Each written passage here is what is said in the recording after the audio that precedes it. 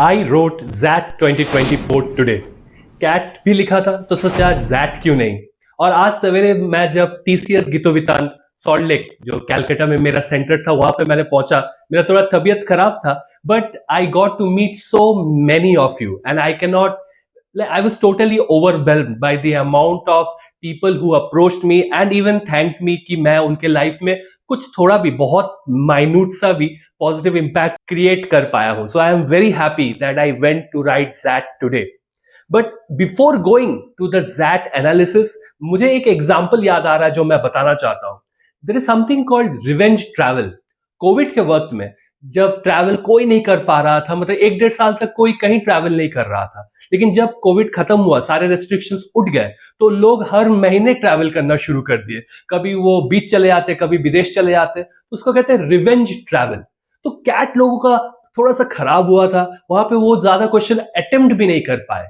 तो जब मैं एग्जाम के बाद लोगों को पूछ रहा था कि how many attempts did you make, I interviewed almost 30 to 35 people, and everyone, the number was more than 50. Some of the people even attempted 65 questions. तो ये तो मैं डेफिनेटली समझ सकता हूं कि जैट का पेपर रीडेबल था. जब 4 ऑप्शन होते हैं तब इलिमिनेट करना इतना डिफिकल्ट होता है. 5 ऑप्शन जब हो तो इलिमिनेट करना तो और डिफिकल्ट होना चाहिए. Personally, I don't think that would be doing good to the students.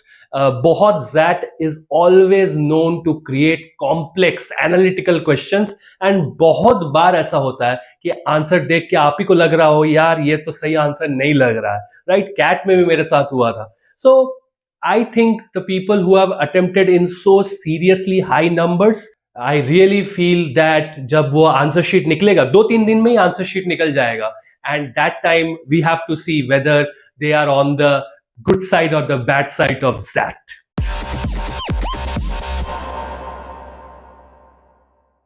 देखिए मैं तो एकदम अनप्रिपेयर्ड हूं, क्योंकि मुझे कैट में भी 8 मार्क्स आए थे सिर्फ.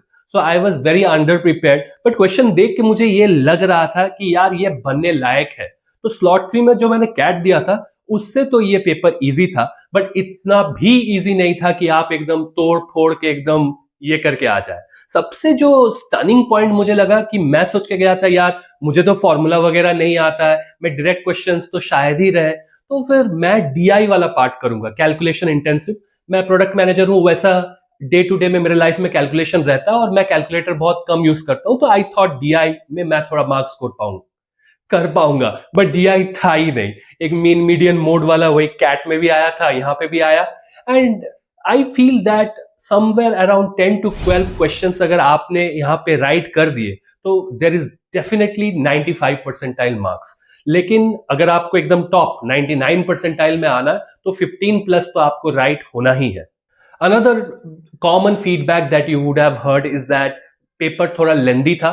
एंड अगेन मैंने जो लोगों से बात करा उससे मुझे पता चला कि लोगों ने 90 मिनट्स अपना पेपर का सिर्फ क्वांट्स में बिता दिया. And hopefully they will be able to score more than 15 correct, because if not then there is hardly any way that they would have done equally well in DM and in English, because there is no doubt कि वो दोनों part भी काफी लेंदी थे. So question selection, how you mentally manage the paper time wise would be key to your success for that. Next बात करते हैं decision making का. नाउ डिसीजन मेकिंग में मैं तो क्वेश्चन पेपर के बीच में ही हंस रहा था, तो मैं आपके लिए वो डिसीजन मेकिंग वाला कुछ वीडियोस मैंने बनाए थे जहां पे कैसे इसको सॉल्व करना है मैंने बताया था. उसमें मैंने कुछ क्वेश्चंस लास्ट ईयर के जैट के किए थे. उसी टाइप पे एक क्वेश्चन आया हुआ था जैट के पेपर में, जो मुझे देख के बहुत अच्छा लगा कि जिन्होंने भी जैट के लास्ट कुछ ईयर्स के पेपर सॉल्व किए उनका डेफिनेटली डिसीजन मेकिंग अच्छा ही गया होगा. Of course we have to wait till the response sheet is out, but I hope they have done well. But जब मैं आंसर इलिमिनेट कर रहा था तो नॉर्मली क्या होता है कि आप लास्ट 2 में आके फंस जाते हो, लेकिन इसमें मैं लास्ट 3 में आके फंस जा रहा था. और कुछ कुछ आंसर्स तो मैंने पढ़ के पांचों मुझे गलत लग रहे थे. डाउट्स तो डेफिनेटली होने ही है, इसीलिए जैट को इतना ट्रिकी एनालिटिकल पेपर माना जाता है. So I think again 12 to 13 right अगर आपको डिसीजन मेकिंग में हो जाए, मैं थोड़ा कमा भी देता, लेकिन मेरे घर के पास में 2 99.94 कैट परसेंटाइलर है, उनका भी मैंने इनपुट्स लिया है and I think 12 to 13 would definitely be a 95% percentile लाने के लिए आपके लिए काफी रहेगा। नेक्स्ट है वर्बल। वर्बल में जो आरसी पैसेजेस था वो थोड़ा सा तो फिलोसॉफिकल टाइप का था, एस्थेटिक्स में डिफरेंस क्रिएट कर दिया था। सो आंसर्स भी उतने ही मुझे टफ लगे। तो मेरा तो वर्बल में ही मैं ज्यादा स्कोर करना चाहता हूं क्योंकि क्वांट आता नहीं है, डिसीजन मेकिंग का पता नहीं राइट होगा कि नहीं। सो वर्बल में ही मैं सोचा हूं कि ज्यादा मार्क्स मुझे करने हैं, वही लेके मैंने वर्बल से ही पेपर शुरू किया था।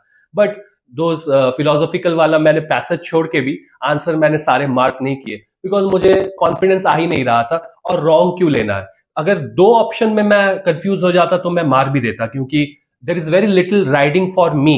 बट मैं उसमें भी सर्टन नहीं हो पा रहा था, so I left some of those questions. But grammar, arranging the questions and बाकी वाला पार्ट मुझे डुएबल लगा। And when compared to last years that paper, I feel that English was a little on the moderate side. Moderate मतलब ये नहीं कि आपको 20 right हो जाएंगे, वही कैट का लेके ही चलते हैं, लगभग 10 से 12 का ही मैं मानूंगा कि 95 परसेंटाइल के लिए काफी रहेगा। तो ओवरऑल अगर मैं मिला के देखूं तो लास्ट टाइम 35 मार्क्स में 95 परसेंटाइल आया हुआ है। I personally feel that this shouldn't be this year, मुझे लगता है। And why? Because of that enormous amount of attempts that people have done. I feel that this time ये 35 से कम होगा। 95 percentile would be available at a lesser score than 35। Last year और एक tricky चीज था कि कुछ क्वेश्चंस पेपर में गलत थे तो वो सारे मार्क्स सबको मिले, तो इसीलिए शायद 35 हो गया हो। बट स्टिल, इजी हो या डिफिकल्ट हो, I feel that 35 is the cut off on the higher side. मतलब 35 आ गया तो चांदी है and you will get into your dream एक्सेलराई if you score 35 marks. GK में of course there were some recent question, सब क्वेश्चंस जो वे ऑफ था, एकदम यूपीएससी का क्वेश्चन था, सब आंसर आपको करने भी नहीं थे। तो कुछ कुछ क्वेश्चंस जो था वो काफी इजी थे कि क्रिस्टोफर नॉलन का मूवी था।